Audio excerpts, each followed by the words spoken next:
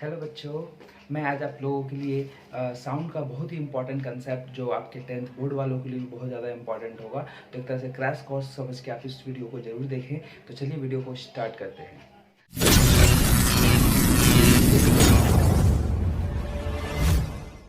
बच्चों, आज का हमारा जो टॉपिक है वो साउंड का सेकेंड यूनिट है आईसीएसई बोर्ड के सिलेबस के अकॉर्डिंग। तो चलिए हम एक बार उसको देखते हैं।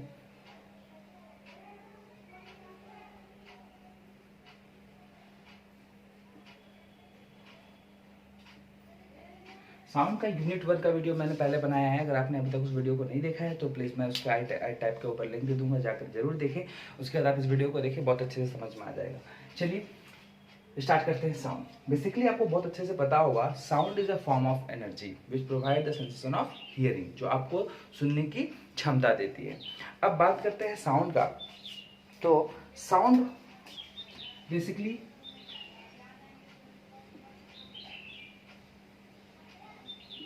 वाइब्रेशन, मतलब जब साउंड बेसिकली कैसे प्रोड्यूस करता है, वाइब्रेशन से। मतलब जब हम कहीं पर कुछ बोल रहे होते हैं या फिर कहीं पे किसी पे नॉक कर रहे होते हैं, ऐसे पीट रहे होते हैं, तो उससे होता है क्या है कि इस बॉडी के अंदर एक वाइब्रेशन होता है और वही वाइब्रेशन जो है साउंड है। अब यहाँ ये जो वाइब्रेशन है, वाइब्रेशन का प्रोपगेशन होता है कैसे, साउंड ट्रैवल कैसे करता है, प्रोपगेट कैसे करता है। साउंड का प्रोपगेशन होता है वेव के फॉर्म में। वेव, आप यहाँ देखिए,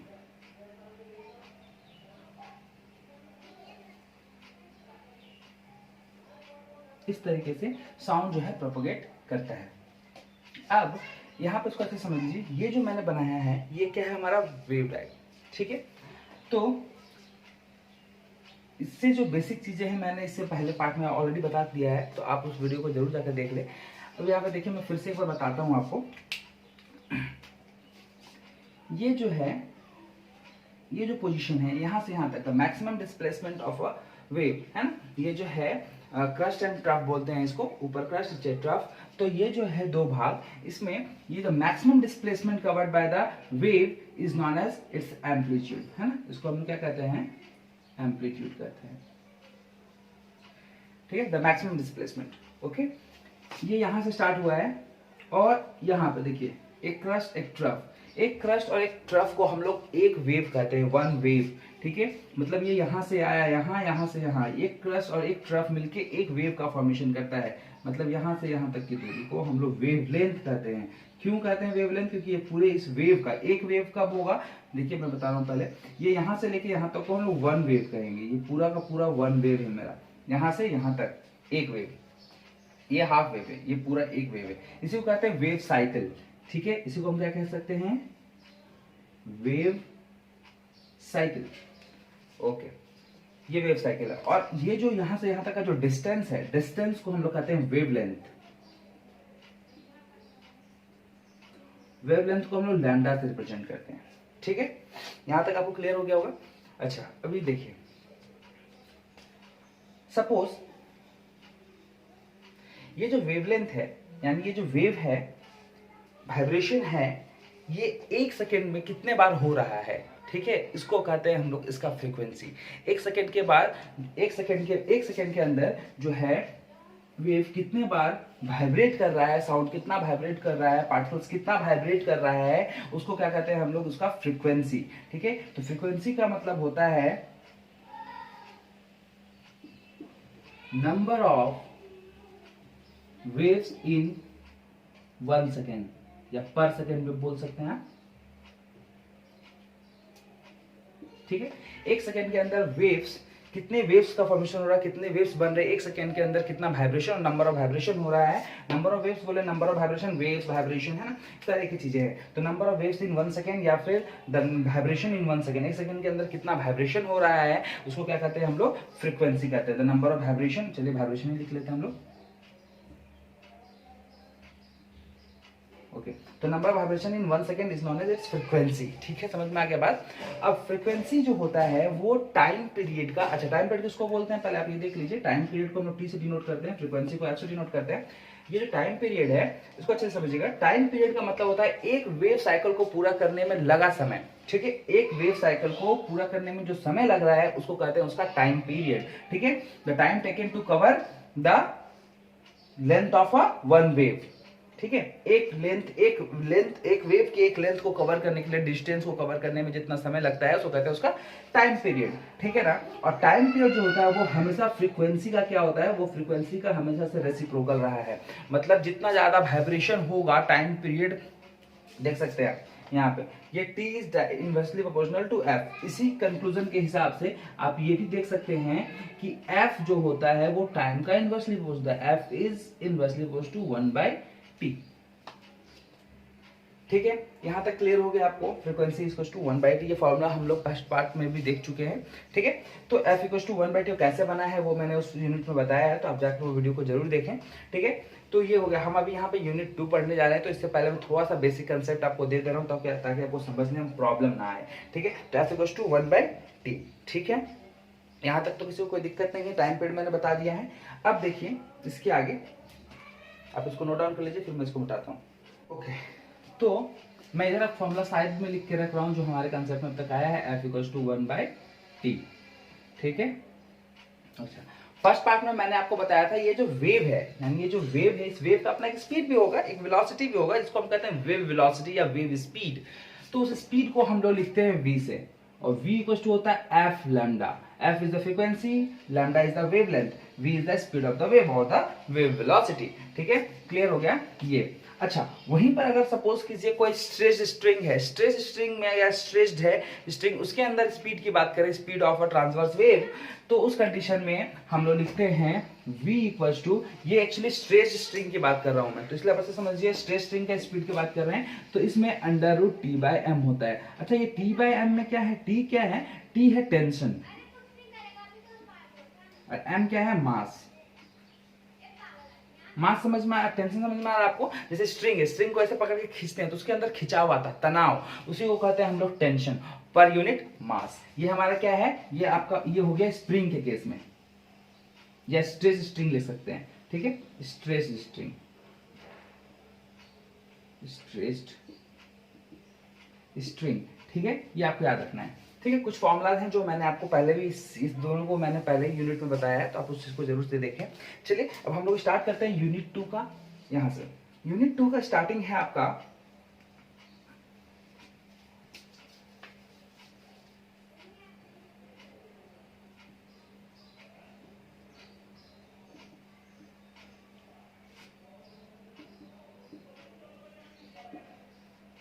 फ्री और नेचुरल वाइब्रेशन। चलिए मैं इसको थोड़ा सा मिटा देता हूं, आप इसको नोट कर लीजिए। चलिए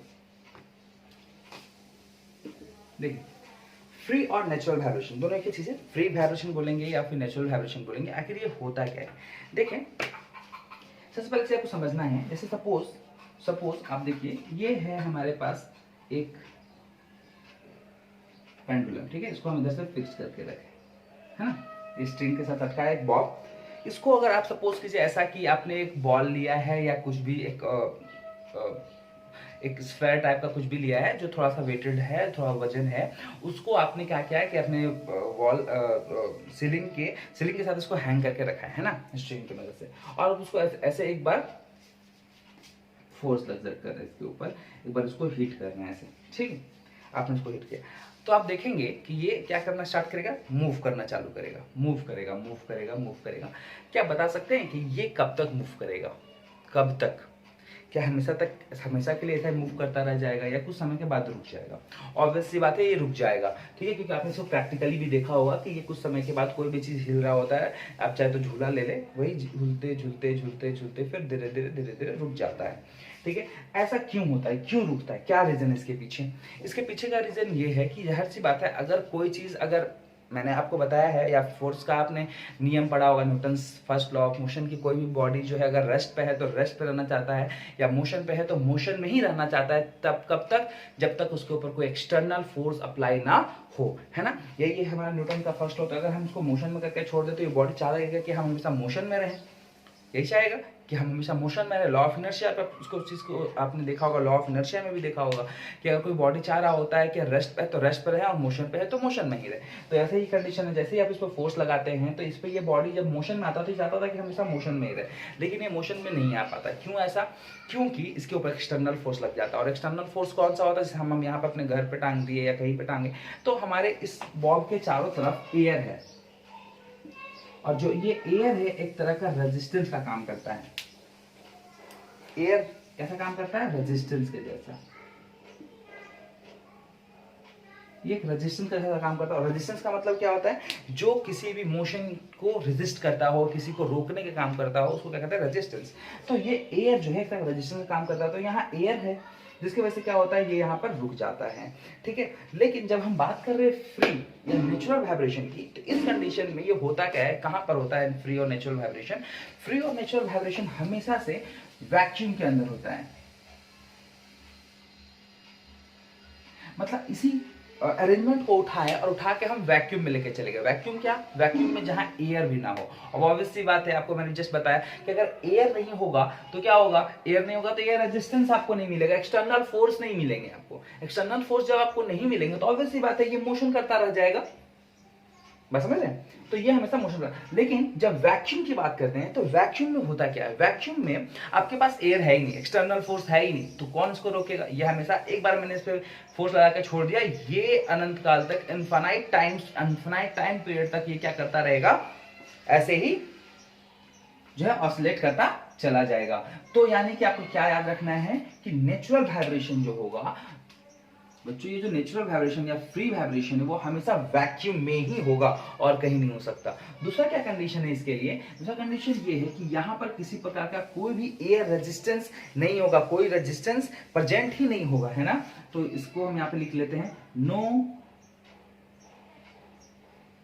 रेजिस्टेंस प्रेजेंट। कोई रेजिस्टेंस नहीं है, एयर रेजिस्टेंस हो या मैनुअली या कुछ भी ऐसे कारण, कोई भी ऐसा कारण जिसकी वजह से ये रुक जाए, वहां पर कोई वैक्यूम में ऐसा कोई कंडीशन नहीं है जिसकी वजह से क्या होगा? नेक्स्ट कंडीशन, अब यहाँ पर कोई रेजिस्टेंस प्रेजेंट नहीं है, कोई एक्सटर्नल फोर्स भी नहीं आएगा, तो हम यहाँ पे लिख सकते हैं, यहाँ पे हम लिख सकते हैं नो एक्सटर्नल फोर्स।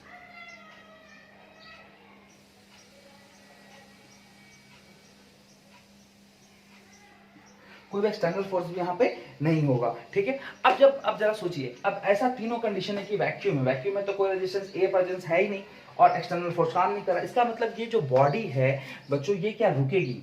नहीं रुकेगी। ये वाइब्रेशन जो है इनफाइनाइट पीरियड तक चलता रहेगा, चलता रहेगा और चलता रहेगा। हम इसको यहाँ पे मिटाते हैं और यहाँ लिखते हैं ये जो वाइब्रेशन है कब तक होगा? Vibration continues till infinite period.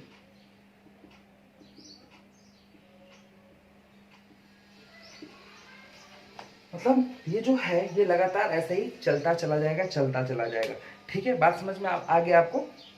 अच्छा, यहाँ पर क्या है, ये जब, अब जरा एक बार सोचिए, आपको पहले मैं एक चीज को समझा दूं। जैसे ये वाला वेव है, मैं इसको एक बार फिर से बनाता हूं।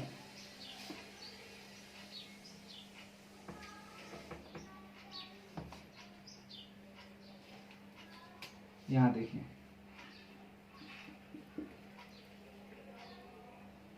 चलिए मैंने इसको एक बार हिट किया और छोड़ दिया वैक्यूम में ले जाके। तो वैक्यूम मैंने जब इसको हीट किया भाई, तो अब ये जाहिर सी बात है वैक्यूम में है, कोई रेजिस्टेंस है नहीं, कोई एक्सटर्नल फोर्स है नहीं, और ये लगातार ऐसा ही हिलता रहेगा, हिलता रहेगा, हिलता रहेगा। जैसे आपने अपने घर पे जहाँ पे एयर रेजिस्टेंस है, आपने इसको फोर्स करके छोड़ा तो ये एक बार ऐसे जाता है, फिर थोड़ा कम, फिर थोड़ा कम, फिर थोड़ा कम, फिर थोड़ा कम, फिर रुक जाता है। इसका मतलब क्या है? इसका मतलब ये है, अच्छा आपको पहले मैं ये बता दूं कि ये वाला जो पोजीशन है, जिस पोजीशन पे ये रेस्ट पे होता है, इस पोजीशन को कहा था मीन पोजीशन। आपको अच्छे से पता है, this is a mean position. इसके बाद अगर ये सपोज ये इधर आया, ये इधर गया, ये दोनों को दोनों क्या है? एक्सट्रीम पॉइंट्स हैं, एक्सट्रीम पोजीशंस है ना। तो ये यहाँ से यहाँ जाएगा, यहाँ से यहाँ जाएगा, ऐसे ही घूमेगा। अगर आप इसको अपने घर में एयर रेजिस्टेंस है भैया, वहां पर हम लटका कर छोड़े, एक बार हिट कर दिए तो क्या होगा? ये बॉब ऐसे जाएगा, इतना गया फर्स्ट बार, सेकेंड बार फिर यहाँ से आके थोड़ा कम हो जाएगा, फिर आएगा, फिर थोड़ा कम होगा, फिर आएगा थोड़ा कम होगा, फिर आएगा थोड़ा कम होगा, फिर आएगा थोड़ा कम होगा और फाइनली आकर रेस्ट पे आ जाएगा। आप देख रहे हैं बार बार ये जो लेंथ है वो घटता चला जा रहा है, घटता चला जा रहा है, घटता चला जा रहा है, घटता चला जा रहा है, रुक जा रहा है। अगर ये लेंथ अगर ना नहीं घटता तो ये क्या रुकता? अगर ये लेंथ ऐसा घटता ही नहीं तो ये ऐसे ही चलता चला जाता, रुकता ही नहीं।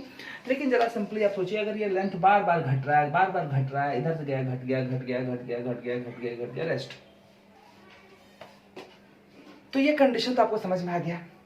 लेकिन अभी तक आपको तो ये पता है ये रुक क्यों रहा था, क्योंकि भाई रेजिस्टेंस है, एयर रेजिस्टेंस है, उसको रोक रहा बार बार, तो ये बेचारा इतना दूर नहीं जा पा रहा, रुक जा रहा बीच में, रुक जा रहा, ऐसा हो रहा है। दूसरा क्या, एनर्जी का तो लॉस हो ही रहा है, क्योंकि बाहर से फ्रिक्शन हो रहा है एयर, और तो एनर्जी लॉस हो रहा है। इसमें जो मैंने भैया फोर्स लगाया इसके अंदर की एनर्जी दिया ना, अभी एनर्जी धीरे धीरे धीरे धीरे खत्म हो रहा है, एयर के साथ फ्रिक्शन करके उसको लड़ रहा है, उससे लड़ेगा तो ऑब्वियसली बात है एनर्जी उसका भी खत्म होगा, एनर्जी खत्म हो रहा है, इसकी वजह से ये रेस्ट टाइम।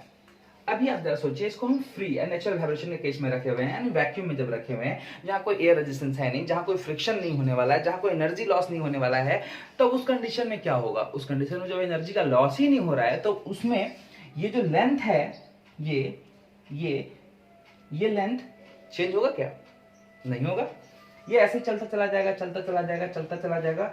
और इसको क्या कहा जाता है? इसी को कहा जाता है एम्पलीट्यूड।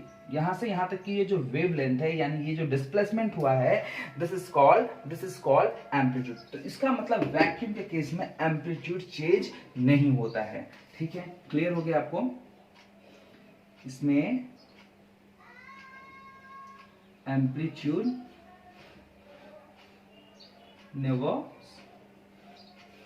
नेवर चेंजेस, हाँ, कभी चेंज होगा ही नहीं, एम्पलीट्यूड कभी भी चेंज नहीं होगा, वैसे ही चलता चला जाएगा। अब जरा देखिए, एम्पलीट्यूड चेंज नहीं हो रहा। दूसरा चीज वाइब्रेशन, वाइब्रेशन में कोई चेंज आएगा क्या? जैसे मान के चले ये वाइब्रेशन स्टार्ट किया, ये वाइब्रेट करना स्टार्ट किया, number of vibration in 1 second, frequency होता है number of vibration in 1 second. 1 second में जितने बार वाइब्रेट करेगा, अगले 1 सेकेंड में भी उतना ही बार वाइब्रेट करेगा? नहीं करेगा, क्योंकि अब इसको रोकने वाला नहीं है, एम्पलीट्यूड सेम रहने वाला है, तो वैसे ही घूमता चला जाएगा, स्पीड में भी कोई चेंज नहीं आने वाला है इसका। तो क्या होगा?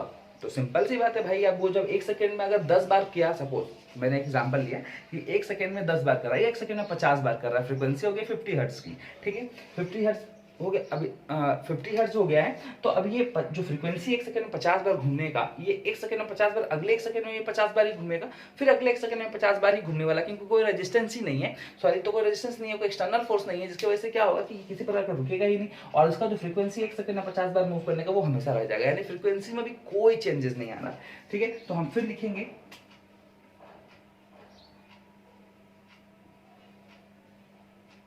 फ्रीक्वेंसी नेवर चेंजेस, फ्रीक्वेंसी भी चेंज नहीं होता है। आपको समझ में आ गया ये कंसेप्ट?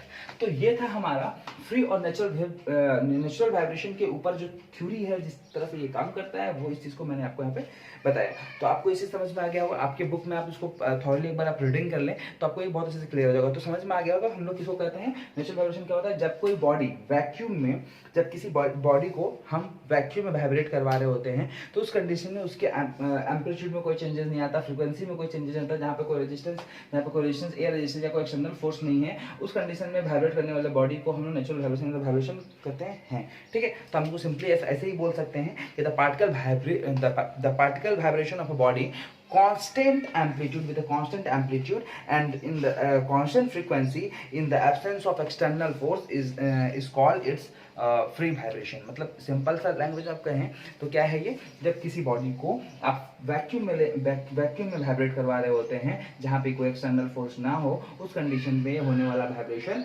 नेचुरल वाइब्रेशन कहलाता है। बात समझ में? ठीक है, चलिए अब इसमें कुछ एग्जाम्पल्स भी हैं, आप उस एग्जाम्पल्स को एक बार देख लीजिए, तब तक आप तब तक इसको नोट कीजिए, फिर मैं इसके आगे बढ़ता हूँ। अच्छा, ये जो पेंडुलम है, जब ऐसे ऑसिलेट करता है तो उस कंडीशन में time period of a pendulum, आपको पता होगा, मैंने उसका फॉर्मूला आपको बताया है इससे पहले वाले पार्ट में, कि time period of a simple pendulum equals to क्या होता है? 2π√L/g, where the length of the string and g is the mass of acceleration, acceleration due to gravity, है ना? ठीक है, 2π। तो ये है हमारा सिंपल पेंडुलम का time period of a simple pendulum, time period of a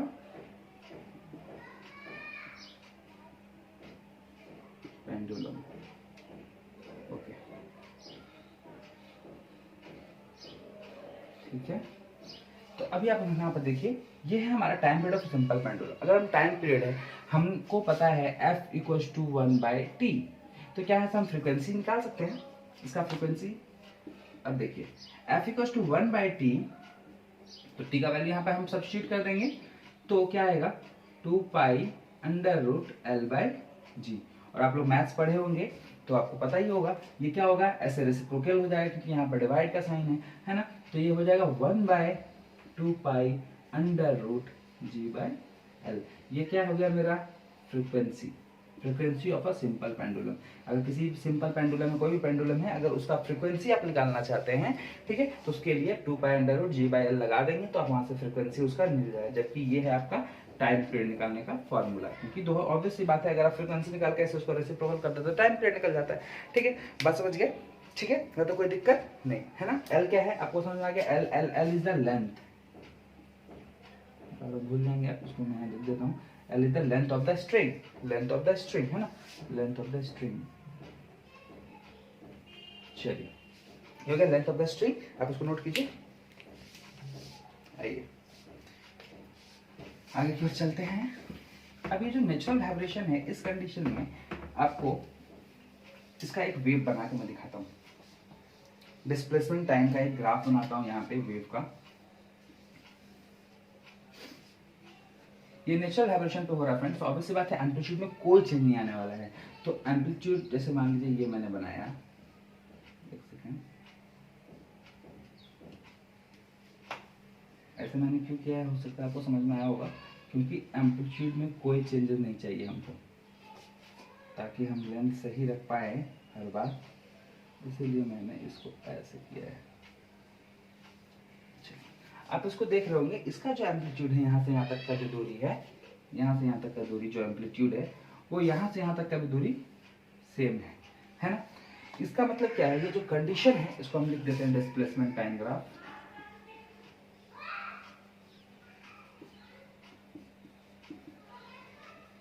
displacement time graph है, जहां पर आपको मैं दिखाना चाह रहा हूँ कि जो एम्पलीट्यूड है वो चेंज नहीं हो रहा। ठीक है, क्लियर हो गया? तो ऐसे कंडीशन में आपको ये समझ में आ गया होगा कि जब डिस्प्लेसमेंट है, यहाँ पे देखना है एम्पलीट्यूड में कोई चेंजेस नहीं आ रहा है, एम्पलीट्यूड में कोई चेंजेस नहीं आ रहा। ठीक है, तो ये है हमारा displacement time graph for the natural vibration. ठीक है, अब चलिए थोड़ा सा आगे बढ़ते हैं, किसी स्ट्रेस स्ट्रेन के ऊपर बात करते हैं कि स्ट्रेस स्ट्रेन पे नेचुरल वाइब्रेशन क्या है। तो नेचुरल वाइब्रेशन होना स्ट्रेस्ड स्ट्रेन। ठीक है, natural vibration on a stressed string, natural vibration on stressed string, इस पर बात करते हैं। चलिए, एक स्ट्रिंग है, उसको स्ट्रेच कर रहे हैं, उस पर बात करना है नेचुरल वाइब्रेशन के केस में। चलिए आइए देखते हैं एक बार। सपोज हमने क्या किया,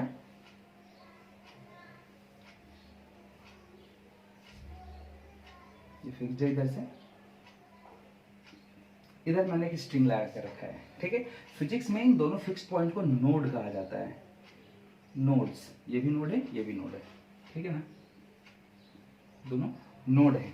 ओके, अभी इस स्ट्रिंग का अपना एक लेंथ है, सपोज L। ठीक है, L है, इसको हमने क्या किया, इसके आधे से, मतलब यहाँ से मैंने इसको प्लग कर दिया, खींच दिया। मतलब कहाँ से पकड़ के खींचा है, L/2 से, L/2 से इसको पकड़ के मैंने खींच दिया है। तो अभी क्या होगा, ये वेव का फॉर्म करेगा, वेव फॉर्म करना है इसको, ऐसे करके एक वेव बनाएगा, इधर भी एक वेव बनेगा, ऐसे से वाइब्रेट करे। ओके, क्लियर हो गया? चलिए, अब बेसिकली क्या होता है कि किसी भी दो नोड्स के बीच में फिजिक्स में हम लोग पढ़ते हैं, किसी भी दो नोड के बीच का जो डिस्टेंस होता है, ठीक है, डिस्टेंस बिटवीन, मैं लिख दे रहा हूं, डिस्टेंस बिटवीन टू नोड्स हमेशा से λ/2 होता है, याद रखना है। जो डिस्टेंस बिटवीन टू नोड्स, इन दोनों के बीच की दूरी को λ/2, जिसको हम लोग अभी L से रिप्रेजेंट कर रहे हैं, है ना। एल से रिप्रेजेंट कर रहे हैं, लैम्डा बाई 2 को एल से रिप्रेजेंट कर रहे हैं। क्लियर हो गया। अच्छा यहाँ पर एम्पलीट्यूड, कुछ एम्पलीट्यूड रहा होगा, सॉरी सीधा होगा, ये जो एम्पलीट्यूड है तो हम ए मान लेते हैं, एम्पलीट्यूड ए रहा। ठीक है, तो इस कंडीशन में एम्पलीट्यूड को हम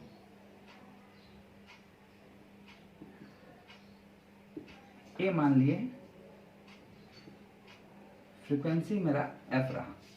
ठीक है, कोई दिक्कत, एम्पलीट्यूड को हम ए बोल दिए, फ्रीक्वेंसी मेरा एफ रहा, और वेवलेंथ ठीक है, यहाँ से यहाँ तक की दूरी जो है लेंथ है, उसको हमने अभी यहाँ पर एल बोला है। फिर लेकिन अभी सपोज समझने के लिए हम यहाँ पे आपको बता देते हैं एक बार, वेवलेंथ को हम लैम्डा मान लिए अपने मन से, हालांकि ये लैम्डा बाई 2 है जिसको हम लोग एल कह रहे हैं, लेंथ ऑफ द स्ट्रिंग। तो वेवलेंथ जो है, वेवलेंथ उसको हम लोग लैम्डा मान लिए, ऐसे होता है। ओके, सो वेवलेंथ है लैम्डा। ओके, नेक्स्ट कंडीशन की ओर आते हैं। कंडीशन नंबर 1 आप इसको मान लीजिए, कंडीशन नंबर 2 यहां बनाते हैं। ओके,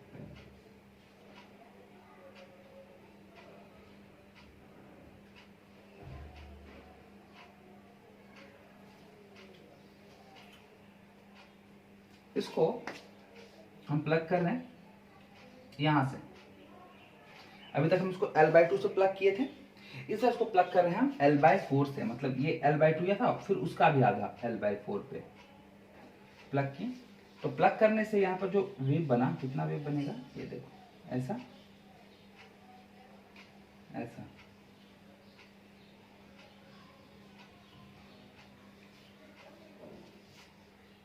ठीक है। ओके, तो यहाँ पर 2 वेव का फॉर्मेशन हो गया। अच्छा, यहाँ पर ये जो एम्पलीट्यूड जो बन रहा था अकेले, क्योंकि ये स्ट्रिंग बड़ा था तो वेव ऐसे ऐसे बड़ा बड़ा बन रहा था वेव, नहीं एक ही स्ट्रिंग को पकड़ के छोड़ दे तो ये बड़ा बड़ा वेव बनाएगा, क्योंकि उसके पास लेंथ ज्यादा था, तो ऑब्वियस सी बात है बड़ा बड़ा वेव बना रहा था, तो एम्पलीट्यूड उसका बड़ा था। अभी यहाँ पर जब हम उसको छोटा कर दिए, अब 2 वेव बन गया, तो एम्पलीट्यूड भी तो आधा हो गया होगा, नहीं हुआ होगा एम्पलीट्यूड। तो इस कंडीशन में एम्पलीट्यूड आधा हो गया A/2। अच्छा, फ्रीक्वेंसी को आप देखिए, फ्रीक्वेंसी यहाँ एफ रहा। फ्रीक्वेंसी मतलब क्या होता है, नंबर ऑफ वाइब्रेशन, मतलब जो वाइब्रेशन मतलब नंबर ऑफ वेव्स। तो एक वेव 2 वेव हो गया, फ्रीक्वेंसी कैसा हो गया, यहाँ पे डबल हो गया ना। अगर यहाँ एफ था तो यहाँ 2 वो बन गया ना, 2 वेव बन गया। एक वेव यहाँ, एक वेव बन रहा था फ्रीक्वेंसी, यहाँ पे 2 वेव बन गया इसका, तो फ्रीक्वेंसी 2 वेव। इसकी वेवलेंथ को देख लेते हैं।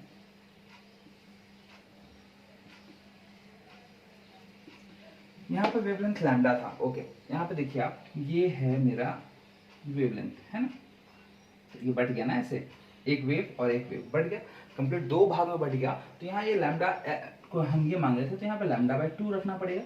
ठीक है, बात समझ गए, लैम्डा बाई 2 हो गया। ठीक है ना, कोई दिक्कत है यहाँ पे, वेवलेंथ लैम्डा बाई 2, 2 बार, ये एक ही वेव 2 बार, एक ही वेव, पहले यहाँ पे एक ही वेवलेंथ था तो लैम्डा था, यहाँ पे 2 वेव बन गया तो लैम्डा बाई 2 हो गया। ठीक है, अब थर्ड कंडीशन की ओर आते हैं, चलिए थर्ड कंडीशन की ओर चलते हैं।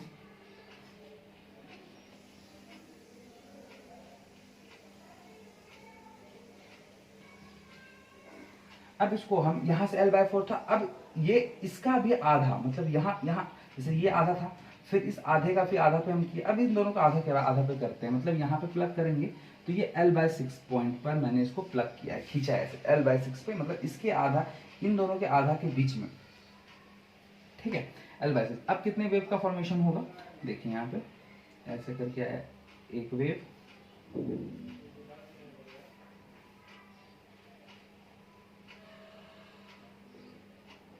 ओके,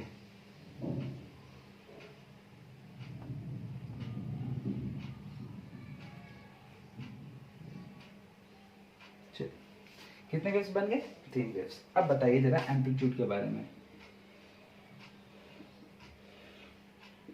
एम्पलीट्यूड कितना हो जाएगा बताइए। अब आप यहाँ पे दिखाई दे रहा होगा, पहले जब बड़ा सा वेव था तो एम्पलीट्यूड ये था, अब यहाँ पे एम्पलीट्यूड दो भाग में बढ़ गया तो आधा हो गया। इस केस में एम्पलीट्यूड 3 बार हो गया, तो एम्पलीट्यूड को हम A/3 लिख दें। अच्छा, फ्रीक्वेंसी की बात कर लेते हैं। फ्रीक्वेंसी नंबर ऑफ वेव्स, एक वेव, दो वेव, तीन वेव, फ्रीक्वेंसी हो गया 3f, f के टर्म पे ही चल रहा है इसीलिए। वेवलेंथ की ओर एक बार देख लेते हैं।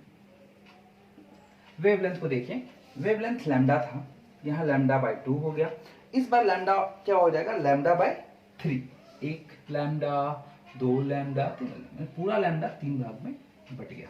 ठीक है, इसमें कोई दिक्कत है किसी को? तो ये पूरा कंडीशन आपको समझ में आ गया कि क्या था। ठीक है, तो ये है जब स्ट्रेस स्ट्रेन के कंडीशन पर हम बात कर रहे होते हैं, स्ट्रेस स्ट्रेन पे हम लोग रहते हैं, और उस कंडीशन पे हम लोगों ने देखा कि जब हम उसको L/2 पे प्लग किए हैं तो क्या आया, L/4 पे प्लग किया तो क्या आया, L/6 पे प्लग किया तो क्या आया। ठीक है, एम्पलीट्यूड समझ में आ गया, फ्रीक्वेंसी समझ में आ गया, वेवलेंथ समझ में आ गया, ये सब क्लियर हो गया। अब इस पे ही हम बात करते हैं कि जो साउंड का एक जो क्वालिटी है, मतलब सॉरी कैरेक्टरिस्टिक है कि भैया लाउडनेस है या श्रील वॉइस है या बेस वॉइस है, उस चीज़ के बारे में थोड़ा समझते हैं। देखिए अच्छे से समझिएगा, ये एक स्ट्रिंग है, एम्पलीट्यूड देखिए आप समझिए, ये है हमारा एम्पलीट्यूड, है ना। तो एम्पलीट्यूड बड़ा बन रहा है, एम्पलीट्यूड बड़ा बन रहा है तो साउंड भी ज़्यादा होगा, लाउडनेस ज़्यादा होगा, है ना। बात समझ रहे हैं? क्यों? देखिए ये है बड़ा सा वेव बनेगा तो अब इससे साउंड का जो डिस्टेंस है, जिसका डिस्प्लेसमेंट है इस वेव का, ज़्यादा दूर तक जाएगा तो साउंड ज़्यादा लाउडर है। इसका मतलब ये हुआ कि एम्पलीट्यूड जो होता है वो अपने लाउडनेस का, एक्चुअली मैं ऐसे बता रहा हूँ, लाउडनेस का डायरेक्ट पूछना, लेकिन ऐसा होता नहीं है। ठीक है ना, ये स्क्वायर होता है। ठीक है, याद रखिएगा, मतलब मैं समझाने के लिए बता रहा हूँ कि इसे लाउडनेस जो है एम्पलीट्यूड के ऊपर डिपेंड करता है। तो जिसका लाउडनेस, जिसका एम्पलीट्यूड ज़्यादा, जिसका एम्पलीट्यूड ज़्यादा होगा उसका लाउडनेस भी ज़्यादा होगा। तो इसका एम्पलीट्यूड ज़्यादा है जिसकी वजह से इसका लाउडनेस भी ज़्यादा होगा, यानी ये साउंड होगा ये लाउडर होगा। जिसका एम्पलीट्यूड ज़्यादा होगा उसका लाउडनेस भी ज्यादा होगा, मतलब ये साउंड लाउडर है। ये उससे कम लाउडर होगा, लेस लाउडर होगा। ये उससे भी कम हो सकता है, एम्पलीट्यूड देखो A/3 हो गया, बहुत कम हो गया। तो जो कह सकते हैं श्रिल वॉइस, कैसा वॉइस हो गया, श्रिल वॉइस, है ना, बहुत ज्यादा श्रिल है, श्रिल वॉइस है ना।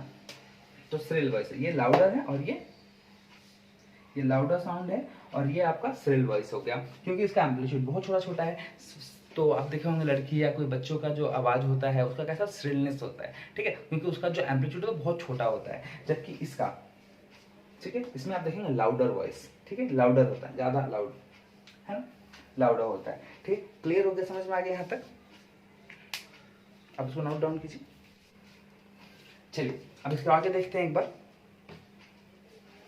देखिए अभी आपको समझ में आ गया कि एम्पलीट्यूड ज्यादा होने से लाउडनेस भी ज्यादा होता है ना, तो ये लाउडर होगा, ये श्रिल होगा। अच्छा, अब एक कंसेप्ट और भी निकाल सकते हैं कि अगर लाउडर वॉइस है तो फ्रीक्वेंसी आप देख रहे हैं, ठीक है, श्रिल वॉइस में फ्रीक्वेंसी ज्यादा है। इसका मतलब ये हुआ कि अगर फ्रीक्वेंसी ज्यादा रहेगा तो वॉइस श्रिल होगा, मतलब फ्रीक्वेंसी ज्यादा है तो क्या होगा, ज्यादा देर से वाइब्रेट करेगा ना, फ्रीक्वेंसी ज्यादा होगा तो देखिए फ्रीक्वेंसी ज्यादा है, ऑब्वियस सी बात है, उसको ज्यादा वाइब्रेट करना है ना, एक सेकंड में उसको ज्यादा वाइब्रेट करना है। अगर लंबा लंबा वेव बनाने लगेगा, लंबा लंबा एम्पलीट्यूड होने लगेगा तो उसका फ्रीक्वेंसी घट जाएगा ना, ज्यादा बार वाइब्रेट कर पाएगा क्या? जैसे मान लीजिए अगर इसी आदमी को ज्यादा चलना है, सपोज अगर इसको स्पीड चलना है तो अगर ज्यादा डिस्टेंस कवर करना है तो वेव बड़ा बड़ा करेगा, पैर ज्यादा डिस्टेंस लेके चलेगा तो जल्दी पहुंचेगा, है ना, वेव उसका बढ़ेगा, है ना। अगर उसको छोटा छोटा वेव बना ले, छोटा छोटा फ्रीक्वेंसी बढ़ जाएगा उसका। वैसे यहाँ कंडीशन पे आप देखिए, यहाँ पे इसने फ्रीक्वेंसी को बढ़ा दिया, फ्रीक्वेंसी बढ़ गया तो उसका एम्पलीट्यूड छोटा हो गया, फ्रीक्वेंसी घट जाती है। तो अभी यहाँ पर देखिए जो एम्पलीट्यूड है वो घट गया है, जैसे ही एम्पलीट्यूड घट गया तो फ्रीक्वेंसी बढ़ गया। इसका मतलब एम्पलीट्यूड और फ्रीक्वेंसी एक दूसरे का इनवर्सली प्रोपोर्शनल है ना, एम्पलीट्यूड और फ्रीक्वेंसी एक दूसरे का इनवर्सली प्रोपोर्शनल है। तो अगर एम्पलीट्यूड ज्यादा होता है तो लाउडर होता है, एम्पलीट्यूड कम होता है श्रिलर होता है, ठीक है। फ्रीक्वेंसी अगर ज्यादा हो गया, फ्रीक्वेंसी अगर ज्यादा है, देखिए फ्रीक्वेंसी ज्यादा है, इसका मतलब ये श्रिल साउंड करेगा। फ्रीक्वेंसी ज्यादा हो तो जैसे मान लीजिए बहुत तेज करेगा, मान लीजिए थोड़ा देख लीजिएगा तो दो धीरे अगर आवाज करेगा, जैसे बहुत फ्रीक्वेंसी बहुत कम रहेगा तो ऐसा आवाज करेगा। वही अगर बहुत तेजी से कर दे तो gun gun gun gun gun ऐसा आवाज करेगा, बहुत तेजी से करेगा गन गन गन ऐसे करके। तो ये है फ्रीक्वेंसी, फ्रीक्वेंसी ज्यादा होने से वाइब्रेशन ज्यादा होता है, वाइब्रेशन ज्यादा होने से क्या होता है, आवाज ज्यादा करेगा, श्रिल आवाज करेगा, गनगनाएगा ज्यादा करेगा, है ना। ये श्रिलनेस, फ्रीक्वेंसी ज्यादा है तो श्रिल करेगा, फ्रीक्वेंसी कम है तो लाउडर होगा, ये लाउडर। तो फ्रीक्वेंसी कम है यानी बेस साउंड होगा, फ्रीक्वेंसी ज्यादा है तो जैसे मैं लिख रहा हूँ, देखिए फ्रीक्वेंसी अगर ज्यादा है, फ्रीक्वेंसी अगर हाई है, फ्रीक्वेंसी अगर हाई है तो साउंड कैसा होगा, जितना ज्यादा फ्रीक्वेंसी उतना ज्यादा श्रिलनेस, जितना ज्यादा फ्रीक्वेंसी बेस उतना ही कम होगा। ठीक है, समझ में आ गया बात। तो फ्रीक्वेंसी अगर बात कर रहे हैं या बेस साउंड हो तो उसके अंदर फ्रीक्वेंसी कम हो जाती है ना। अगर फ्रीक्वेंसी आपने ज्यादा कहा तो बेस कम हो जाएगा, बेस ज्यादा है तो फ्रीक्वेंसी कम हो जाएगा। तो साउंड का लाउडनेस इस पर डिपेंड करता है। ठीक है, चलिए अब हम इसको आगे आगे की ओर चलते हैं। अच्छा, अभी आपके बुक में एक और पॉइंट दिया हुआ है, जैसे हारमोनी को लेकर के, म्यूजिक को लेकर के, है ना। तो देखिए, जैसे मैंने अभी यहाँ तो मिटा दिया, आप अपने कॉपी में या नोट्स अपने बना रहे होंगे तो आप उसमें देखिएगा। जैसे मैंने, हमारा पहला केस था, सेकंड केस था और थर्ड केस था। जो फर्स्ट केस है, उस फर्स्ट केस को हम लोग फर्स्ट हार्मोनिक कहते हैं। जो फर्स्ट केस मैंने लिखा था उसको कहते हैं हम लोग फर्स्ट हार्मोनिक। अच्छा, फर्स्ट हार्मोनिक कहते हैं, इसको हम लोग फंडामेंटल भी कह सकते हैं, फंडामेंटल। फंडामेंटल भी कहते हैं। फंडामेंटल क्यों कहते हैं? क्योंकि फंडामेंटल नोट है ये, फंडामेंटल टोन भी बोल सकते हैं। ठीक है, ये फंडामेंटल नोट क्यों? क्योंकि यहीं से स्टार्ट हुआ है ना, L/2 से प्लग करके स्टार्ट किए थे हम लोग। तो ये फंडामेंटल नोट है, इसका स्टार्टिंग यहीं से होता है, इसलिए इसको हम फंडामेंटल नोट कहते हैं। इसको हम लोग प्रिंसिपल टोन भी कह सकते हैं, प्रिंसिपल फंडामेंटल टोन भी कह सकते हैं इसको, है ना, या प्रिंसिपल प्रिंसिपल नोट, है ना। ये हो गया प्रिंसिपल नोट। इसको आप फंडामेंटल टोन लिख लीजिए, ये फंडामेंटल टोन। ठीक है, तो पहला केस में हम लोग उसको फर्स्ट हार्मोनी कह सकते हैं, या फंडामेंटल टोन कह लीजिए, या प्रिंसिपल नोट कह लीजिए। जब सेकंड केस की ओर आते हैं, जहां पर हम दो हाफ पे प्लग किए थे, L/2 पर, L/4 पे प्लग किए थे। ये था हमारा प्लग एट L पे, L/2 पे प्लग था, ये L/4 पे प्लग था। उस केंद्र में फर्स्ट हार्मोनिक था। ठीक है, ये हमारा सेकंड हार्मोनिक हो जाएगा, सेकेंड हार्मोनिक। ठीक है, और सेकेंड हार्मोनिक को हम लोग कहते हैं फर्स्ट ओवरटोन। दूसरे नाम से जानते हैं इसको हम लोग फर्स्ट ओवरटोन। ठीक है, वही अगर हम L/6 की बात करें थर्ड केस में, तो वहां पर इसको हम कहते हैं थर्ड हार्मोनिक। ठीक है, और second overtone.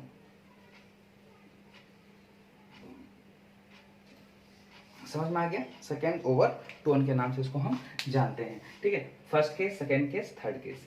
First case, second case, third case. First case में मैंने आपको बताया था कि वहां पे L को जो λ/2 होता है वो हम माने थे। इस चीज को याद रखिए, क्योंकि इसका कंसेप्ट यूज करके हम लोग आगे याद रखना है ना। तो ये देखिए, फर्स्ट हार्मोनिक इसको कहते हैं सेकंड फंडामेंटल, या फिर प्रिंसिपल नोट, कुछ भी कह लीजिए इसको। सेकंड वाला जहाँ पे L/4 प्लग किए थे, सेकंड हार्मोनिक यानी फर्स्ट ओवरटोन के नाम से जाना जाता है। और L/6 को प्लग किए थे जहाँ पे थर्ड हार्मोनिक, या फिर उसको हम सेकंड ओवरटोन के नाम से भी जानते हैं। याद रखिएगा, अगर आपको बोल दे सेकंड हार्मोनिक तो समझ में आ जाना चाहिए आपको। अगर थर्ड हार्मोनिक बोल दे तो समझ में आना चाहिए कि फ्रीक्वेंसी क्या है मेरा ज्यादा है और एम्पलीट्यूड क्या है मेरा कम है, यानी साउंड कैसा है, श्रिल साउंड करेगा। एक नंबर में क्वेश्चन दे सकता है आपको कि अगर आपका ऐसा कंडीशन है या आपका जो साउंड है वो फर्स्ट हार्मोनिक का है, तो आप ये बताइए कि एम्पलीट्यूड क्या होगा, फ्रीक्वेंसी क्या होगा। ऑब्वियस सी बात है, एम्पलीट्यूड ज्यादा होगा, फ्रीक्वेंसी क्या होगा, कम होगा, है ना। समझ में आ गया आप तो ये कंसेप्ट। चलिए आगे चलते हैं, इसको नोट डाउन कीजिए, फिर हम उसको बताते हैं। अच्छा, आप लोग स्ट्रिंग इंस्ट्रूमेंट वगैरह आप देखे होंगे। स्ट्रिंग इंस्ट्रूमेंट में जैसे मान लीजिए गिटार का नाम ले लेते हैं। गिटार का आप लोगों ने स्ट्रिंग देखा होगा, उसमें 6 स्ट्रिंग्स होते हैं ना। सबसे पहले मोटा स्ट्रिंग होता है, थोड़ा सा इसको मोटा कर देते हैं, उसके बाद और थोड़ा सा मोटा कर देते हैं। चलिए, ये हो गया एक स्ट्रिंग। उसके बाद इससे पतला एक स्ट्रिंग होता है,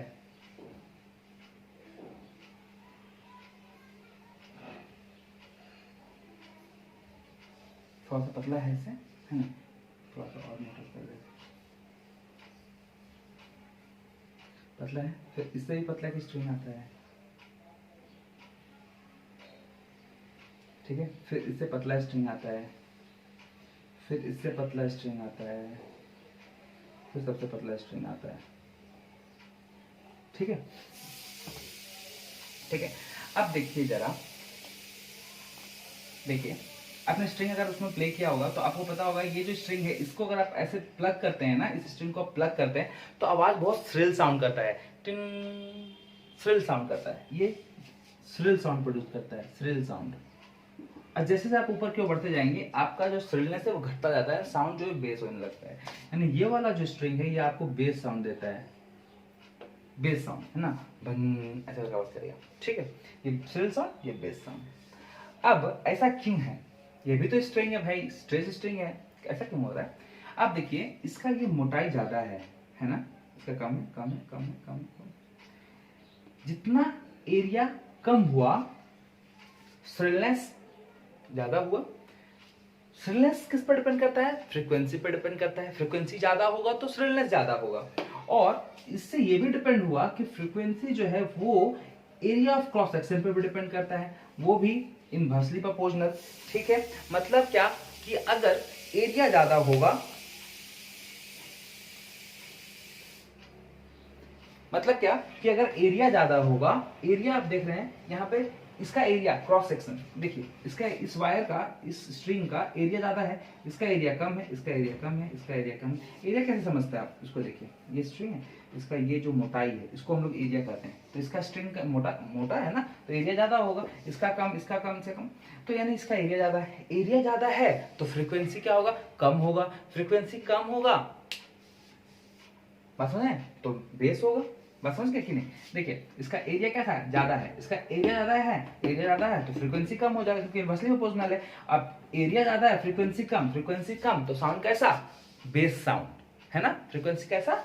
बेस साउंड। फ्रीक्वेंसी कम है तो बेस साउंड लाउडर भी होगा, आपको लाउडर भी सुनाई देगा, आवाज ज्यादा सुनाई देगा।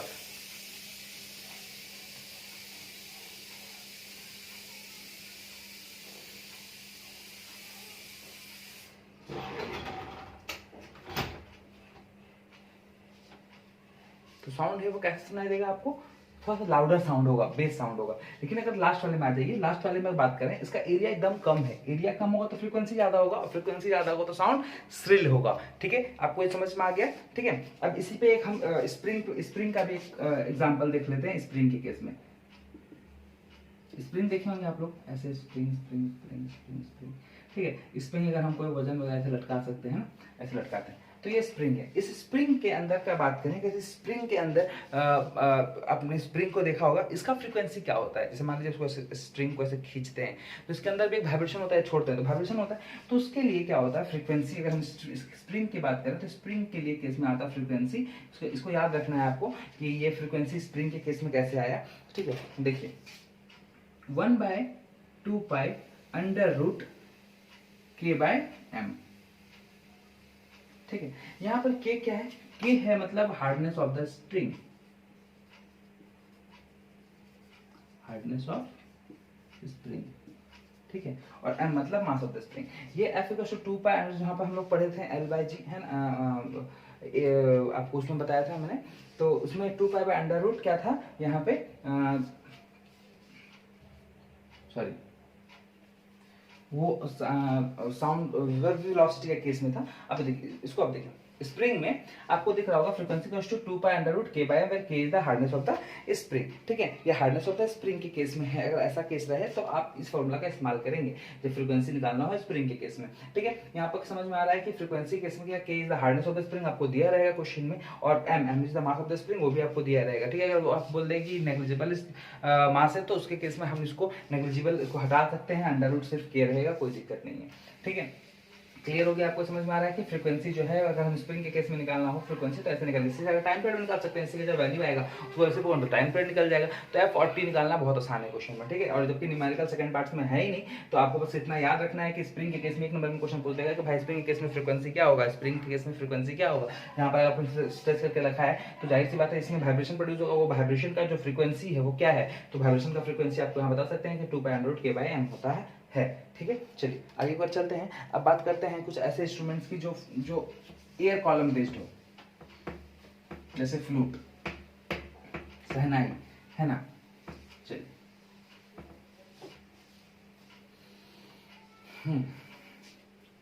एयर कॉलम बेस्ड, जैसे मान लो कोई फ्लूट वगैरह है, हम यहाँ पे एक बांसुरी जैसा कुछ बनाते हैं।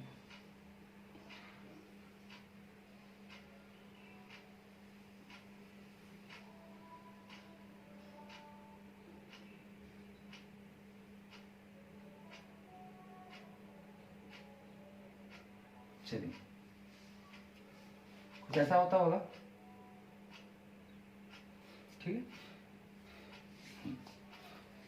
अब देखिए ये एक साइड से ओपन है। अच्छा, फ्लूट में भी 2 तरीके का केस आता है। एक फ्लूट आपको देखने को मिलेगा 1 साइडेड क्लोज्ड, ठीक है, 1 साइडेड क्लोज्ड, और दूसरा जो फ्लूट है आपको वो देखने को मिलेगा बोथ साइडेड ओपन।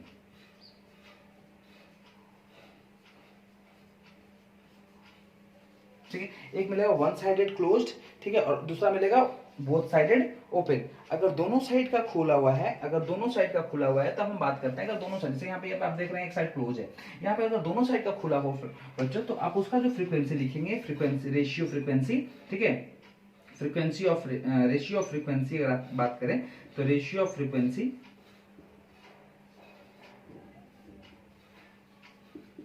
तो इस केस में बोथ साइडेड ओपन है, दोनों साइड का खुला हुआ है, उस केस में इसका जो रेशियो चलता है 1:2:3, ऐसे ही बढ़ता चला जाता है, ठीक है, जितना हो, है ना, होल्स। अब यहाँ पर इसका अगर हम बात करें रेशियो का, तो रेशियो ऑफ फ्रीक्वेंसी जो होता है इसका बच्चों, वन साइडेड क्लोज है, जैसे ये वाला है वन साइडेड क्लोज, इसका क्या होता है 1:3:5 ऐसे बढ़ता चला जाता है एज पर द कॉलम, ठीक है, समझ में आ गया। तो ये वन साइडेड क्लोज है, इसमें क्या होता है, इसमें भी वाइब्रेशन होगा तभी तो साउंड प्रोड्यूस करेगा, फ्लूट हम बजाएंगे तो वाइब्रेशन। अब होता क्या है, जब हम फ्लूट ऐसे फ्लो कर रहे होते हैं तो यहाँ सब एयर कॉलम के थ्रू यहाँ आता है, और यहाँ एयर कॉलम से ये आता है, हम क्या करते हैं सब ऐसे खुला हुआ रहा है, जितने भी उसमें होल्स होते हैं, अगर उसको हम अगर छोड़ दें तो नहीं बचता है, तो एक एक करके एक दबा कर रखते हैं, दूसरा खुलता है, एक फिर बढ़ाते हैं, तो इसमें क्या होता है एयर कॉलम जो है, जैसे एयर कॉलम का जो लेंथ है वो बढ़ता घटता है, जिसकी वजह से क्या होता है वहां पर जो है वाइब्रेशन प्रोड्यूस होता है, और वाइब्रेशन प्रोड्यूस होने की वजह से फिर हमने साउंड सुनाई देती है, ठीक है। तो आपको ये समझ में आ गया होगा। चलिए बात करते हैं स्ट्रिंग बेस्ड इंस्ट्रूमेंट की, ठीक है, चलिए आइए।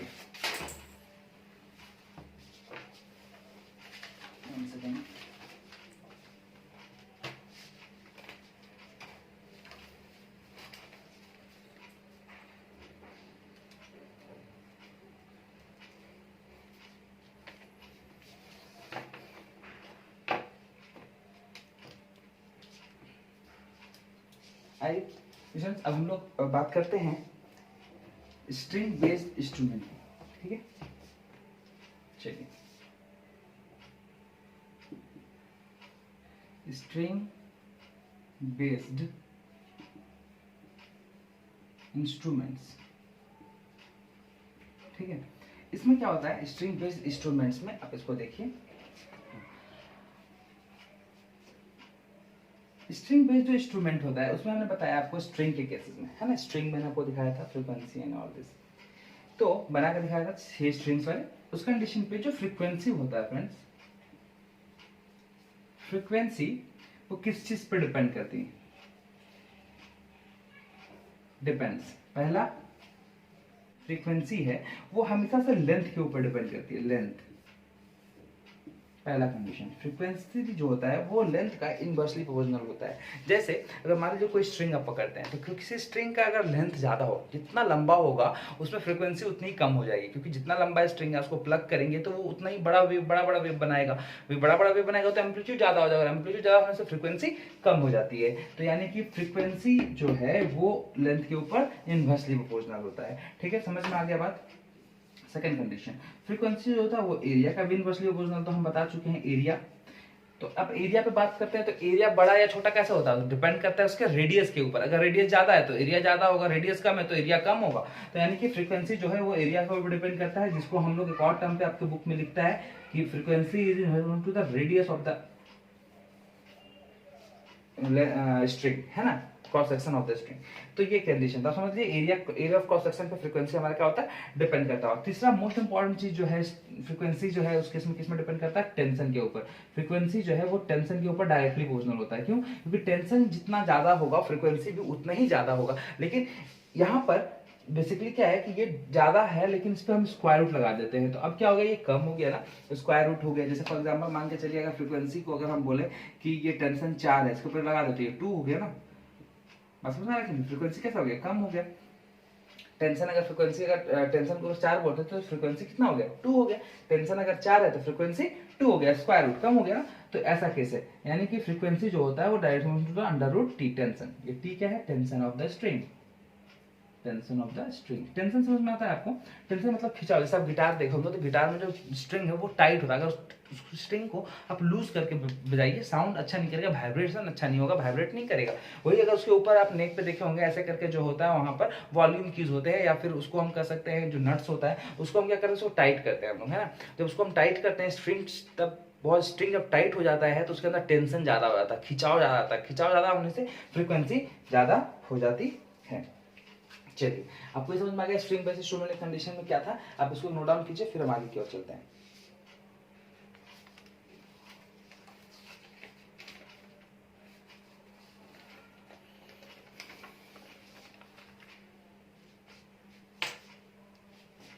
चलिए दोस्तों आगे चलते हैं। ये स्ट्रिंग के केस में हम बात कर रहे हैं, तो अब ये स्ट्रिंग है तो ऑब्वियस सी बात है इस स्ट्रिंग में जब वाइब्रेशन हो रहा हो तो उसका स्पीड भी रहा होगा, है ना। तो उस कंडीशन में जो हम निकालते हैं, या फिर मैंने आपको फर्स्ट यूनिट में बताया है कि स्पीड ऑफ स्ट्रेट स्ट्रिंग, उस केस में हम लिखते थे v equals to √t/m। m को हम लोग यहाँ पे म्यू भी लिख सकते हैं, ठीक है। ये कहाँ से निकल के आया, आप यहाँ से जैसे आपने एक फॉर्मूला पढ़ा था v equals to F lambda, है ना, v equals to F lambda, और वहां पे एक फॉर्मूला मैंने आपको और बताया था v equals to √t/μ equals to, ये क्या होता है m की जगह पे म्यू मैंने लिखा है, तो म्यू का मतलब क्या होता है मास पर यूनिट,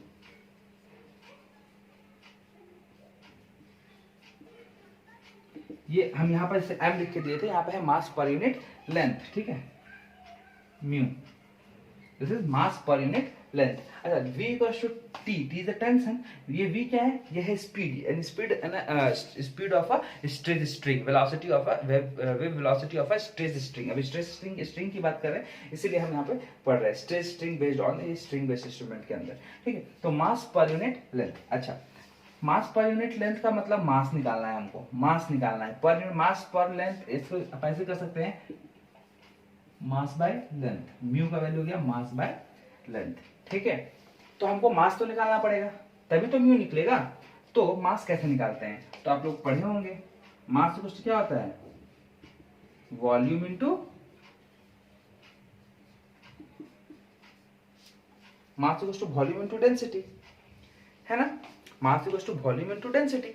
और बात करते हैं वॉल्यूम की, तो यहाँ पे जो स्ट्रिंग है कैसा है फ्रेंड, स्ट्रिंग कैसा है, सिलेंड्रिकल स्ट्रिंग है, सिलेंडर के फॉर्म में, तो volume of cylinder pi are square h, ठीक है, pi are square h string, sorry pi square L होता है, ठीक है। यहाँ पे हाइट को हम डिपेंड करेंगे लेंथ से, तो यहाँ पर मेरा जो है mass volume of cylinder is pi are square L, और डेंसिटी की बात करें तो डेंसिटी को हम लोग क्या लिखते हैं, रो लिखते हैं, ठीक है, सिंपल सी बात है, डेंसिटी को हम लोग रो के नाम से जानते हैं, तो यानी कि मास इक्वल हो गया पाई आर स्क्वायर एल रो, ठीक है। देखिए मास क्या निकल के, मेरा मास निकल के आया पाई आर स्क्वायर एल रो, इस वैल्यू को हम इसमें पुट कर देंगे, ठीक है। तो म्यू का वैल्यू क्या आ जाएगा, एम की जगह पर डालना है हमको pi are square L rho divided by L, L से एल कट गया, तो जो मेरा म्यू है इसका वैल्यू क्या आ गया, पाई आर स्क्वायर म्यू, ये मेरा आ गया म्यू का वैल्यू। अब इस वैल्यू को उठा करके हम इसमें डालेंगे, चलिए आप इसको नोट डाउन कीजिए, फिर हम इसको आगे मिटाते हैं।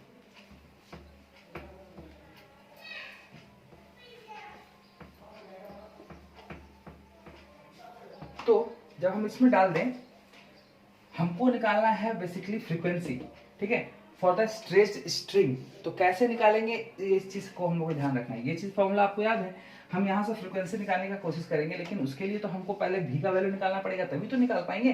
तो इस कंडीशन में क्योंकि हमको पता है v इक्वल्स टू क्या होता है, v equals to v by lambda, तो v बाय लैम्डा के लिए v का वैल्यू तो डालेंगे तभी तो यहाँ से v का वैल्यू निकाल रहे हैं हम, तो under root t by mu का वैल्यू जस्ट निकाले पाई आर स्क्वायर रो, ये v का वैल्यू हो गया, ठीक है ना, क्लियर हो गया। अब इस v का वैल्यू को उठा करके हम इसमें पुट कर देंगे, तो f इक्वल्स टू यहाँ पर देखिए under root t by pi are square rho by lambda, ठीक है, यहाँ तक कोई दिक्कत, ठीक है, v equals to F lambda हुआ, हम यहाँ तक लेके चले आए लैम्डा का वैल्यू को, ठीक है। अभी पाई आर स्क्वायर लैम्डा आया, लैम्डा जो है यहाँ पर ये हम इसको बाहर भी रख सकते हैं, f इक्वल्स टू हो गया 1 by lambda under root t by pi are square rho, ये हो गया मेरा फ्रीक्वेंसी का formula for the stretched string, ठीक है।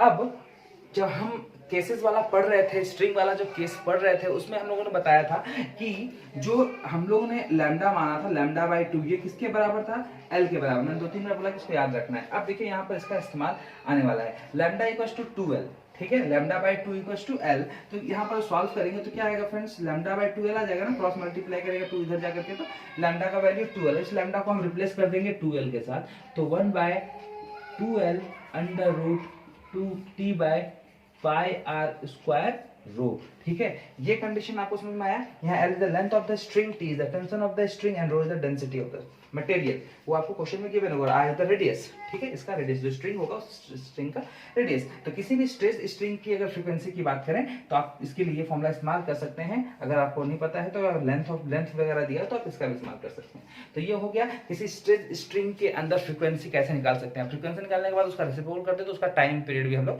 निकाल लेंगे। ठीक है, चलिए अब हम नेक्स्ट टॉपिक की ओर बढ़ते हैं, डैम्प्ड वाइब्रेशन। तब तक आप इसको नोट डाउन कीजिए, डैम्प्ड वाइब्रेशन। बच्चों डैम्प्ड वाइब्रेशन क्या होता है, जरा देखिए, डैम्प्ड वाइब्रेशन। अब ये डैम्पिंग वर्ड होता है क्या है कि जहां पर एयर प्रेजेंट है, जहां पर भी एयर प्रेजेंट है तो जाहिर सी बात है कि वहां रेजिस्टेंस होगा, एक्सटर्नल फोर्स अप्लाइड होंगे, तो जिसकी वजह से क्या होगा, लगातार जो है वो मूव करते करते वो रेस्ट पे आ जाएगा, मतलब उसके एम्पलीट्यूड लगातार घटते चले जाएंगे, फ्रीक्वेंसीज जो है वो घटते चले। कि डैम्प्ड वाइब्रेशन कब होता है, डैम्प्ड वाइब्रेशन जब होगा जब आप उसको एयर में करवा रहे होते हैं, यानी कि एयर के प्रेजेंस में करवा रहे होते हैं। एयर के प्रेजेंस में जब हो रहा होता हो, एयर का प्रेजेंस हो तो वहां पर डैम्प्ड वाइब्रेशन होता है ना। डैम्प्ड वाइब्रेशन होगा तो क्या क्या प्रेजेंट होगा, सिंपल सी बात है, एयर प्रेजेंस है तो वहां पर आपके क्या है, वहां पर आपके रेजिस्टेंस होंगे, रेजिस्टेंस प्रेजेंट होंगे,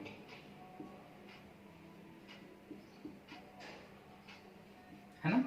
दूसरा चीज क्या होगा, वहां पे एक्सटर्नल फोर्स काम कर रहे होंगे, एक्सटर्नल फोर्स प्रेजेंट।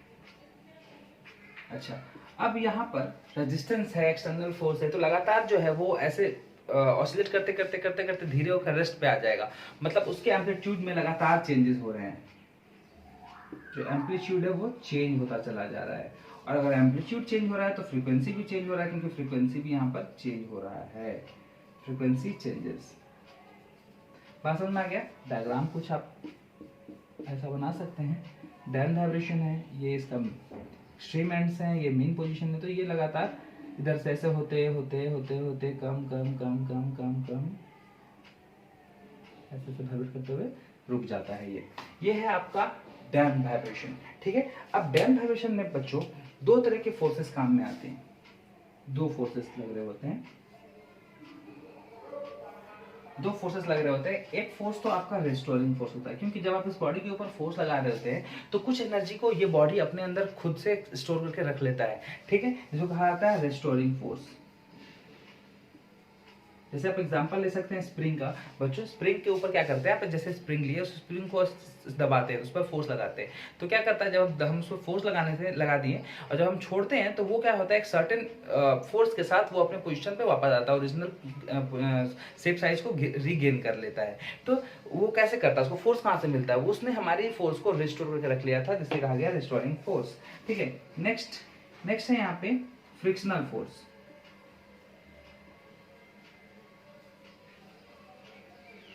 तो ये दो फोर्सेस ऐसे हैं जो डैम्प्ड वाइब्रेशन के केस में काम में आते हैं। तो डैम्प्ड वाइब्रेशन में लगातार एम्पलीट्यूड कम होती चलती है, फ्रीक्वेंसी भी कम होती चली जाती है। आपको याद रखना है दो फोर्सेस काम में आते हैं, रिस्टोरिंग एंड फ्रिक्शनल फोर्स। आप जल्दी से नोट डाउन कीजिए, फिर हम इसके डायग्राम की ओर बढ़ते हैं।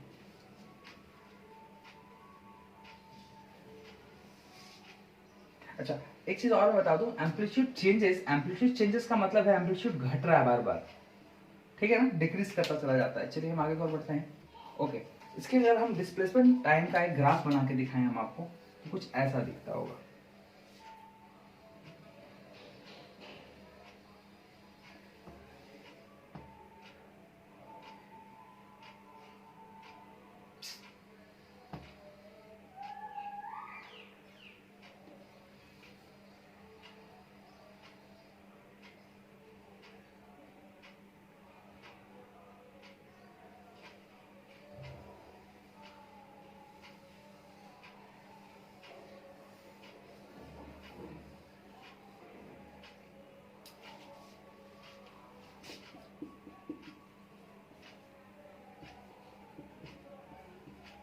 देखिए यहाँ पे सर ये जो एम्पलीट्यूड है बच्चों, यहाँ का एम्पलीट्यूड, यहाँ का एम्पलीट्यूड, यहाँ देखिए अब लगातार इसके एम्पलीट्यूड में गिरावट आ रही है, मतलब एम्पलीट्यूड घटता चला जा रहा है। ठीक है, ये है आपका डैम्प्ड वाइब्रेशन। ठीक है, चलिए अब हम नए टॉपिक की ओर बढ़ते हैं, फोर्स्ड वाइब्रेशन।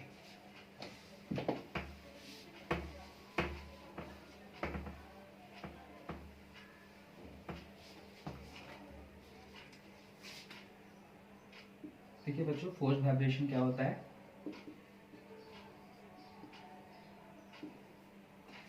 अगर आपसे कोई डैम्प वाइब्रेशन के बारे में पूछे तो आप क्या बताएंगे? जब कोई बॉडी ए के प्रेजेंस में वाइब्रेट कर रहा होता हो और वहाँ पर जो बॉडी है वो वाइब्रेट करते करते उसकी एम्पलीट्यूड लगातार कम हो रही हो और रेस्ट पे आ जाए, वैसे कंडीशन में वाइब्रेशन को हम लोग डैम्प वाइब्रेशन कहते हैं। वैक्यूम में हो रहा हो तो नेचुरल वाइब्रेशन होता है। फिर फोर्स वाइब्रेशन की कंडीशन में क्या है, जरा उसका डायग्राम को देखकर समझेंगे। पहले एक आयरन का यहाँ पर मैंने स्ट्रिप लिया है, ठीक है। मान लीजिए इसका अपनी एक, क्योंकि देखिए बेसिकली एक चीज होता है कि कोई भी बॉडी हो, चाहे कोई भी बॉडी हो, हर एक बॉडी की अपनी एक टेंडेंसी होती है। एक बॉडी चाहता है कि वो अपने नेचुरल फ्रीक्वेंसी से वाइब्रेट करे, ओके। तो हर एक बॉडी की अपनी टेंडेंसी क्या है, नेचुरल फ्रीक्वेंसी से वाइब्रेट करना। तो ये नेचुरल फ्रीक्वेंसी से वाइब्रेट करना चाहता होगा और इसकी एक नेचुरल फ्रीक्वेंसी है, मान लीजिए सपोज 100 हर्ट्ज की, ठीक है। अब इसकी एक नेचुरल फ्रीक्वेंसी अगर 100 हर्ट्ज की है बच्चों, तो ये 100 हर्ट्ज के साथ वाइब्रेट करना चाहेगा। लेकिन मैंने क्या किया, इसके ऊपर कोई एक्सटर्नल बाहर से कोई एक फोर्स लगा दिया जिसको कहा गया एक्सटर्नल पीरियोडिक फोर्स। एक्सटर्नल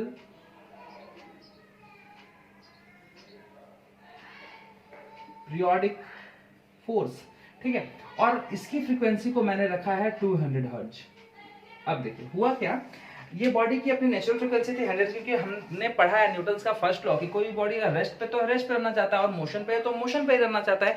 कब तक? जब तक उसके ऊपर कोई एक्सटर्नल फोर्स ना लगे। इस बॉडी के ऊपर ये इसकी टेंडेंसी थी कि ये नेचुरल फ्रीक्वेंसी 100 हर्ट्ज के साथ वाइब्रेट करता, लेकिन इसके ऊपर एक्सटर्नल पीरियोडिक फोर्स लग गया, जिसकी वजह से इसकी जो फ्रीक्वेंसी है, अब ये बॉडी को वाइब्रेट करना होगा इस फ्रीक्वेंसी के साथ, 200 फ्रीक्वेंसी के साथ। अब ये बॉडी अगर अपने नेचुरल फ्रीक्वेंसी के साथ अगर वाइब्रेट कर रहा होता तो ये खुश होता कि चलो मैं अपने नेचुरल फ्रीक्वेंसी से वाइब्रेट कर रहा हूं, तो हैप्पी होता। लेकिन अभी जरा बताइए, ये 100 हर्ट्ज की जगह 200 हर्ट्ज से वाइब्रेट कर रहा है, क्या खुश होगा? खुश होगा ही नहीं। इसका मतलब ये अनहैप्पीली हो गया, बेचारा अनहैप्पीली क्या कर रहा है, वाइब्रेट कर रहा है। क्यों? क्योंकि इसको 200 हर्ट्ज से करवा रहा है, चला इसका काम है 100 हर्ट्ज करने का, 200 हर्ट्ज करवाएगा तो बेचारा वो मतलब अनहैप्पीली ना रहेगा। तो जरा सोचिए कि ये इसका नेचुरल फ्रीक्वेंसी 100 हर्ट्ज था और इसको 200 हर्ट्ज के साथ वाइब्रेट करवाया जा रहा है, तो बेचारा ये अनहैप्पीली वाइब्रेट करेगा। अभी वाइब्रेट तो करेगा 200 हर्ट्ज के साथ, लेकिन ये अनहैप्पीली होगा। ऐसे कंडीशन को कहा जाता है फोर्स वाइब्रेशन। मतलब जब किसी बॉडी को उसके नेचुरल फ्रीक्वेंसी से नेचुरल फ्रीक्वेंसी के अगेंस्ट, मतलब नेचुरल फ्रीक्वेंसी से बढ़ा करके एक्सटर्नल पीरियोडिक फोर्स के फ्रीक्वेंसी से वाइब्रेट करवाया जाता है, तो उस कंडीशन में उस तरह के बॉडी को, उस तरह के वाइब्रेशन को कहा जाता है फोर्स वाइब्रेशन। जब कोई बॉडी जो है अपने नेचुरल फ्रीक्वेंसी को छोड़कर एक्सटर्नल पीरियोडिक फोर्स के फ्रीक्वेंसी से वाइब्रेट करने लगता है उस बॉडी को, तब उस बॉडी के वाइब्रेशन को हम लोग कहते हैं फोर्स वाइब्रेशन। ठीक है, क्लियर हो गया फोर्स वाइब्रेशन कंडीशन। अब यहाँ पर ये देखिए फोर्स वाइब्रेशन क्यों है, क्योंकि यहाँ पर 100 हर्ट्ज का फ्रीक्वेंसी दिए थे और ये 200 हर्ट्ज से कैसे किया। तो इस कंडीशन में क्या हुआ कि यहाँ पर 3 तरह के फोर्सेस काम में आती हैं, 3 तरह के फोर्सेस यहाँ पर लग रहे होते हैं, 3 फोर्सेस। पहला फोर्स तो रेस्टोरिंग फोर्स, क्योंकि आपने ये एक्चुअली डैम्प वाइब्रेशन की अंदर का पार्ट है। डैम्पिंग एयर के प्रेजेंस में ही हो रहा है, इसलिए डैम्पिंग क्या है, जब कोई वाइब्रेशन एयर के प्रेजेंस में होता है तो डैम्पिंग करते हैं, उसको नाम आपको डैम्पिंग करते हैं। ठीक है, तो यहाँ पर क्या है, पहला तो रेस्टोरिंग फोर्सेस, दूसरा क्या है, second is restoring force, second is frictional force, जो कि आपको डैम्पिंग में भी मिल रहा था, राइट। इस जगह पर एक एक्सटर्नल पीरियोडिक फोर्स एक्ट कर रहा है, एक्सटर्नल पीरियोडिक फोर्स। ये तीनों फोर्स जो है इस जगह पे काम कर रहे होते हैं, ये फोर्स वाइब्रेशन का कंडीशन है फ्रेंड्स। तो आपको यहाँ तक क्लियर हो गया होगा, ठीक है। अब चलिए इसको नोट डाउन कीजिए, फिर हम इसको आगे की ओर बताते हैं, ठीक है। अब देखिए यहाँ पर ये जो कंडीशन है, इसका नेचुरल फ्रीक्वेंसी कितना है, 100 है, इसका कितना है, 200 हर्ट्ज। समझिएगा थोड़ा सा, 1 सेकेंड में इसकी नेचुरल फ्रीक्वेंसी के अकॉर्डिंगली ये 100 हर्ट्ज यानी 100 बार वाइब्रेट करता है 1 सेकंड में। लेकिन जब मैंने इसके ऊपर एक्सटर्नल पीरियोडिक फोर्स का मतलब क्या हुआ, बाहर से हम एक पीरियोडिकली फोर्स लगा रहे हैं, मतलब लगातार पीरियोडिकली। जैसे मान लीजिए ये बोर्ड है, इस बोर्ड की अपनी एक टेंडेंसी होगी वाइब्रेट करने की, ठीक है।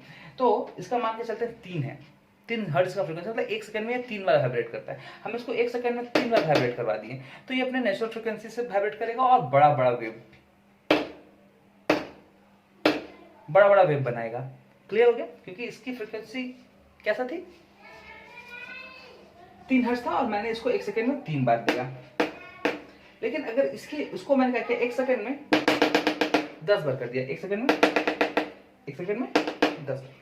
1 सेकंड में जब उसको हम 10 बार करते हैं तो इसकी फ्रीक्वेंसी क्या होगा, 1 सेकंड में 10 यानी फ्रीक्वेंसी 10 हर्ट्ज हो गया, बढ़ गया। यानी कि अब ये इसको 3 हर्ट्ज से करना था, लेकिन अब 10 हर्ट्ज से करेगा यानी अनहैप्पीली हो जाएगा, ठीक है। अब जरा देखिए 1 सेकंड में इस वाली कंडीशन की उससे बात कर रहे हैं 200 हर्ट्ज। टाइम में कोई चेंजेस नहीं है, 1 सेकंड में 100 बार, इसको 1 सेकंड में 200 बार करना है। 1 सेकंड में 100 हर्ट्ज करेगा, ये 1 सेकंड में 200 हर्ट्ज बार करेगा। अब जरा सोचिए, टाइम में कोई चेंजेस नहीं है, ये 1 सेकंड में 100 बार काम करता है और ये 1 सेकंड में 200 बार काम करता है। समय में कोई चेंज नहीं किया, लेकिन काम को बढ़ा दिया। अगर काम को पूरा करना है अब उतने ही समय में, तो क्या करना पड़ेगा, अपने स्पीड को बढ़ाना पड़ेगा। तो जहां ये 1 सेकंड में सपोज कीजिए 100 हर्ट्ज कर रहा था, मान लीजिए इसके सेकंड में इसके एम्पलीट्यूड इतने बड़े बड़े हो रहे होते, बड़े बड़ा एम्पलीट्यूड बना रहा था ये, क्योंकि इसका 1 सेकंड में 100 बार करना था, तो इसको फिक्स था, नेचुरल था, तो इसको ये 1 सेकंड में बड़ा बड़ा वेव बना रहा था। ठीक है, सडनली क्या हुआ, 1 सेकंड में इसको 200 हर्ट्ज, अब समय उतना ही है लेकिन काम बढ़ गया, तो अब ये बड़ा बड़ा वेव नहीं बना पाएगा, छोटा छोटा वेव बनाएगा और जल्दी जल्दी भागना चालू करेगा, है कि नहीं। तो इस कंडीशन में देखिए 1 सेकंड में जो नेचुरल फ्रीक्वेंसी था, उस कंडीशन में इसका जो एम्पलीट्यूड था बच्चों, ये इसका एम्पलीट्यूड बहुत बड़ा बड़ा बन रहा था। लेकिन जैसे ही 1 सेकंड में इसको हम 200 एक्सटर्नल पीरियोडिक फोर्स लगा दिए इसके ऊपर, तो इसका एम्पलीट्यूड जो है वो घट गया। क्यों घट गया, क्योंकि अब उसको उतने सेकंड में ज्यादा से ज्यादा काम करना है, तो एम्पलीट्यूड को छोटा करेगा तभी तो जल्दी जल्दी वेव्स बनेंगे। तो इसका मतलब ये हुआ कि एक्सटर्नल पीरियोडिक फोर्स के कंडीशन पे जो होता है बच्चों, हमेशा से उसका जो है एम्पलीट्यूड घट जाता है, और एम्पलीट्यूड जब जैसे ही घटेगा तो क्या होगा, उसका लाउडनेस भी घट जाएगा, है ना, उसका लाउडनेस भी जो है वो घट जाएगा। एल मतलब यहाँ लाउडनेस की बात कर रहे हैं, लाउडनेस भी घट जाएगा। मतलब समझ में आ गया ना आपको कि जो एक्सटर्नल पीरियोडिक फोर्स है, यानी फोर्स वाइब्रेशन की कंडीशन है, उस कंडीशन में लाउडनेस क्या होता है, वो कम हो जाता है। ठीक है, जबकि यहाँ पर जो है एम्पलीट्यूड बड़ा बड़ा बनेगा, क्योंकि 1 सेकंड में 100 है, तो लाउडनेस भी इसका ज्यादा होगा। इसमें लाउडनेस क्या होगा, यहाँ पे लाउडनेस क्या होगा, ज्यादा होगा एज कंपेयर टू दिस। ठीक है, अब यहाँ पर नोट कीजिए, फिर हम लोग आगे की ओर चलते हैं। रेजोनेंस क्या है, देखिए एक डायग्राम को मैं फिर से बनाते हैं, उसी डायग्राम को, ये फिक्स्ड है जैसे, इसकी एक नेचुरल फ्रीक्वेंसी है बच्चों 100 हर्ट्ज। ठीक है, और हमने इसके ऊपर एक्सटर्नल पीरियोडिक फोर्स लगा के रखा है, एक्सटर्नल पीरियोडिक फोर्स लगा के रखा 200 हर्ट्ज का, जो मैंने आपको बताया था, उसका फ्रीक्वेंसी को 200 हर्ट्ज। अगर जब इस वाइब्रेट करेंगे, तो अभी वाइब्रेट किस फ्रीक्वेंसी से करेगा, ऑब्वियसली बात इसी वाइब्रेशन से करेंगे, कि 100 हर्ट्ज यहाँ 200 हर्ट्ज, ये 200 इसको जबरदस्ती करवाया जा रहा है, 200 हर्ट्ज से करवाया जा रहा है, तो ये थोड़ा अनहैप्पीली था, इसलिए इसको कहा गया था फोर्स वाइब्रेशन। लेकिन जब हम इसकी नेचुरल फ्रीक्वेंसी को हमने क्या किया, इसका 100 हर्ट्ज था, ठीक है, और हमने इसको भी एक्सटर्नल फोर्स से 100 हर्ट्ज ही दिया, मतलब इसका नेचुरल फ्रीक्वेंसी 100 हर्ट्ज था। हमने जो एक्सटर्नल पीरियोडिक फोर्स लगाया, उसका फ्रीक्वेंसी 100 हर्ट्ज दे दी है। अब ये जो पार्टिकल था ये खुश हो गया, क्यों खुश हो गया, क्योंकि इसका नेचुरल फ्रीक्वेंसी भी 100 हर्ट्ज था और इसको एक्सटर्नल पीरियोडिक फोर्स से भी 100 हर्ट्ज का ही फ्रीक्वेंसी मिला, तो ये खुश हो गया, क्योंकि अब उसको अपने नेचुरल फ्रीक्वेंसी से ही वाइब्रेट करना है, जिसकी वजह से इसका जो वाइब्रेशन होगा वो हैप्पीली हो जाएगा। तो जब ऐसा कंडीशन जहां पर नेचुरल फ्रीक्वेंसी और एक्सटर्नल पीरियोडिक फोर्स का फ्रीक्वेंसी बराबर हो जाता है, उस कंडीशन पे रेजोनेंस का कंसेप्ट सामने निकल के आता है। मतलब रेजोनेंस क्या है, रेजोनेंस वो फिनोमेना है जहां पर किसी वाइब्रेटिंग बॉडी की नेचुरल फ्रीक्वेंसी उसके एक्सटर्नल पीरियोडिक फोर्स की फ्रीक्वेंसी के बराबर हो जाती है, उस फिनोमेना को कहा जाता है बच्चों रेजोनेंस। ठीक है, बहुत सिंपल सा चीज है, अगर नेचुरल फ्रीक्वेंसी और एक्सटर्नल पीरियोडिक फोर्स यानी फोर्स जो है फ्रीक्वेंसी है, अगर दोनों आपस में बराबर हो जाए, तो जो बॉडी है पार्टिकल मीडियम है, वाइब्रेटिंग मीडियम जो है वो हैप्पीली वाइब्रेट करता है, और उसको हम लोग कहते हैं रेजोनेंस। ठीक है, क्लियर हो गया। अब रेजोनेंस की कंडीशन क्या है, इसमें आपको अच्छे समझ में आ रहा होगा, नेचुरल केस में और ये दोनों का आपको दिख रहा होगा कि फ्रीक्वेंसी सेम है, मतलब यहाँ पे जो वेव्स बनेंगे, एम्पलीट्यूड जो बनेंगे वो बहुत बड़े बड़े बनेंगे, एम्पलीट्यूड जो होगा बड़ा बड़ा एम्पलीट्यूड बनेगा, और अगर एम्पलीट्यूड बड़ा बड़ा होगा तो लाउड साउंड प्रोड्यूस करेगा, और लाउडेस्ट साउंड होगा यहाँ पे, लाउडेस्ट सबसे ज्यादा साउंड नहीं प्रोड्यूस करेगा, लाउडेस्ट। ठीक है, बात समझ में आ गया, ये लाउडेस्ट एम्पलीट्यूड बहुत बड़ा एम्पलीट्यूड बनने वाला है, तो बहुत बड़ा एम्पलीट्यूड बनेगा तो लाउडनेस साउंड होगा। ठीक है, क्लियर हो गया यहाँ पे। चलिए, ये रेजोनेंस का कंसेप्ट था बच्चों। अब इससे रिलेटेड आपके बुक में कुछ एग्जांपल्स वगैरह दिए हैं, चलिए उस एग्जांपल्स को देख लेते हैं, इंपॉर्टेंट एग्जांपल्स हैं, आप इसको नोट डाउन कीजिए, फिर आगे की ओर बढ़ते हैं। एग्जांपल नंबर 1, एग्जांपल नंबर 1 में क्या है बच्चों, देखिए डायग्राम पहले एक बार बना लेते हैं।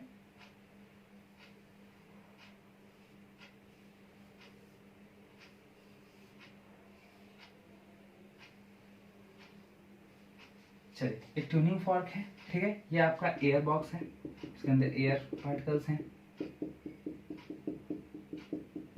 ये आइडेंटिकल है, identical in shape, size, material, सब कुछ सेम है, ठीक है। अगर सेफ है तो जाहिर सी बात है इसकी नेचुरल फ्रीक्वेंसी, मान लीजिए सपोज इसकी नेचुरल फ्रीक्वेंसी हमने माना 100 हर्ट्ज, तो इसकी भी 100 हर्ट्ज ही होगी। चलिए 100 हर्ट्ज की फ्रीक्वेंसी है इसकी, ठीक है। मैंने इसको वाइब्रेट कराया नेचुरल फ्रीक्वेंसी 100 हर्ट्ज के साथ। जब उसको मैंने 100 हर्ट्ज फ्रीक्वेंसी से वाइब्रेट करवाया है तो इसकी जो वाइब्रेशन है वो इस मटेरियल से होते हुए एयर बॉक्स कॉलम में आ जाएगा। और एयर बॉक्स कॉलम में क्या है, यहाँ पे पहले से ही एयर के पार्टिकल से जो इस वाइब्रेशन को ले लेगा। अब ये वाइब्रेशन यहाँ से यहाँ पहुंच गया। ये वाइब्रेशन कैसा वाइब्रेशन हुआ, फोर्स वाइब्रेशन, क्योंकि ये पार्टिकल इस वाइब्रेशन से वाइब्रेट नहीं करना चाह रहे थे, लेकिन इसको 100 हर्ट्ज फ्रीक्वेंसी से जबरदस्ती वाइब्रेट करना पड़ रहा है, क्योंकि ये फ्रीक्वेंसी से ज्यादा है, जिसकी वजह से क्या हुआ, ये एयर पार्टिकल के वाइब्रेशन जो है वो 100 हर्ट्ज के हो जाएंगे, यानी फोर्स वाइब्रेशन। अब ये एयर पार्टिकल वाइब्रेट करते हुए इस एयर पार्टिकल के साथ मिल जाएगा जाकर के, जिसकी वजह से क्या होगा, यहाँ पर भी वाइब्रेशन होगा 100 हर्ट्ज का, जो कि फोर्स वाइब्रेशन का पार्ट है ना। अब ये 100 हर्ट्ज वाइब्रेशन से एयर पार्टिकल यहाँ वाइब्रेट करेगा और इसके मीडियम भी वाइब्रेट करते हुए इसके पार्टिकल्स वाइब्रेट करेंगे, और वाइब्रेट करते करते ये ट्यूनिंग फॉर्क भी क्या होगा, आपस में वाइब्रेट करना चालू कर देगा। किस फ्रीक्वेंसी के साथ, 100 हर्ट्ज फ्रीक्वेंसी के साथ, ठीक है। और जैसे ही इसका फ्रीक्वेंसी 100 हर्ट्ज का हुआ, क्योंकि ये दोनों आइडेंटिकल थे, दोनों आइडेंटिकल था, तो इसका भी जो नेचुरल फ्रीक्वेंसी था वो कैसा था, 100 हर्ट्ज होगा, क्योंकि दोनों का जब सेम आइडेंटिकल है तो नेचुरल फ्रीक्वेंसी भी सेम होगा ना। इसका 100 हर्ट्ज और नेचुरल फ्रीक्वेंसी देखिए दोनों आपस में बराबर हो गया। तो जैसे ही नेचुरल फ्रीक्वेंसी और एक्सटर्नल पीरियोडिक फोर्स यानी फोर्स वाइब्रेशन के जो फ्रीक्वेंसी वो आपस में बराबर हो जाते हैं, तो वहां जो कंडीशन आता है बच्चों वो हो जाता है रेजोनेंस। समझ में आया आपको। यहाँ से आपने वाइब्रेशन कराया, 100 हर्ट्ज का फ्रीक्वेंसी था, ये फोर्सफुली यहाँ पे आया, यहाँ पार्टिकल मीडियम जो है वो वाइब्रेट किया, फोर्सफुली वाइब्रेट करने की वजह से ये पार्टिकल यहाँ से वाइब्रेट करते हुए फोर्सफुली यहाँ पहुंचा, ये भी 100 हर्ट्ज से वाइब्रेट करते हुए फोर्सफुली यहाँ पहुंचा, और जब यहाँ पहुंचा तो दोनों की वाइब्रेशन नेचुरल फ्रीक्वेंसी वाइब्रेशन और एक्सटर्नल बॉडी फोर्स की वाइब्रेशन दोनों सेम हो गई, और इस कंडीशन पे यहाँ पर जो है वो रेजोनेंस का कंडीशन डेवलप करी है। चलिए अब हम नेक्स्ट एग्जाम्पल की ओर चलते हैं। एग्जाम्पल नंबर 2 देखिए बच्चों,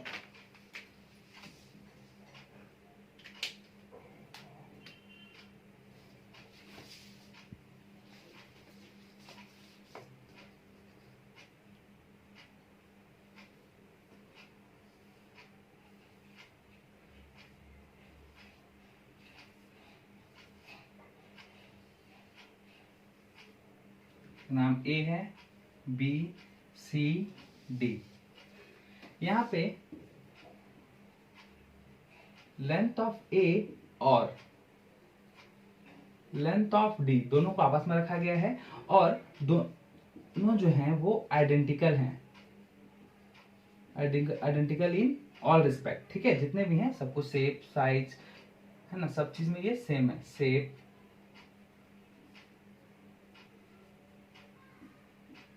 साइज, मटेरियल, सब कुछ में ये सेम है। तो अगर जब जिसका लेंथ आपस में बराबर होता है उसकी नेचुरल फ्रीक्वेंसी भी आपस में बराबर हो जाती है, ठीक है। चलिए आपको एक फॉर्मूला याद होगा, frequency is equal to 1/2 pi under root G by L. दिख रहा है एल और एफ के बीच का रिलेशन कैसा है, इनवर्सली है। चलिए अब बात करते हैं यहाँ पे, यहाँ देखिए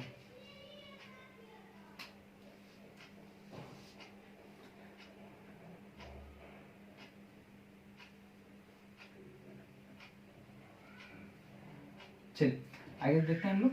तो यहाँ पर देखिए हमने क्या किया, इसको साइड से हमने इसका सपोज कीजिए, पहले हमने माना है कि इसकी नेचुरल फ्रीक्वेंसी 100 हर्ट्ज है, और हमने इस पर एक फोर्स लगा दिया।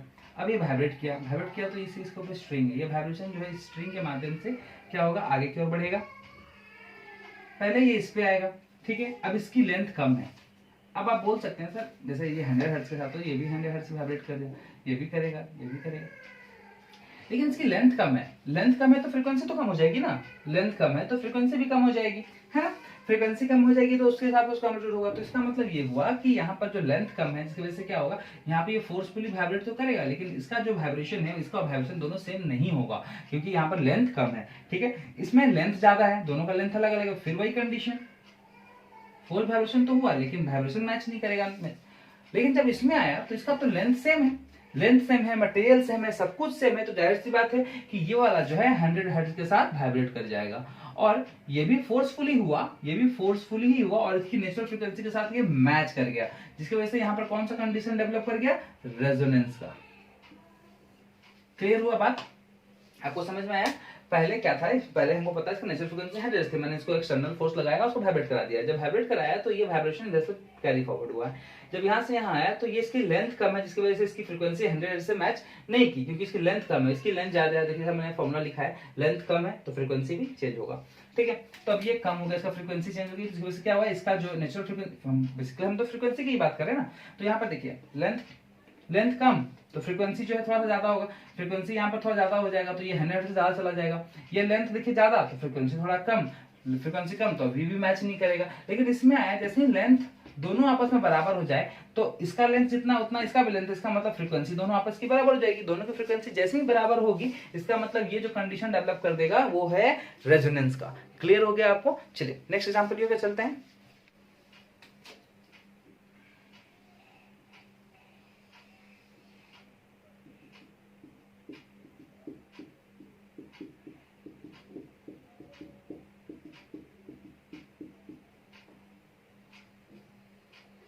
यहाँ एक नल लगा हुआ है बच्चों, ठीक है, इसकी यहाँ पर फ्रीक्वेंसी है 800 हर्ट्ज। यहाँ पर मैंने एक ट्यूनिंग फॉक लगाई, ठीक है, जिसकी नेचुरल फ्रीक्वेंसी है 200 हर्ट्ज की। ठीक है, चलिए ये वाला याद रखना है।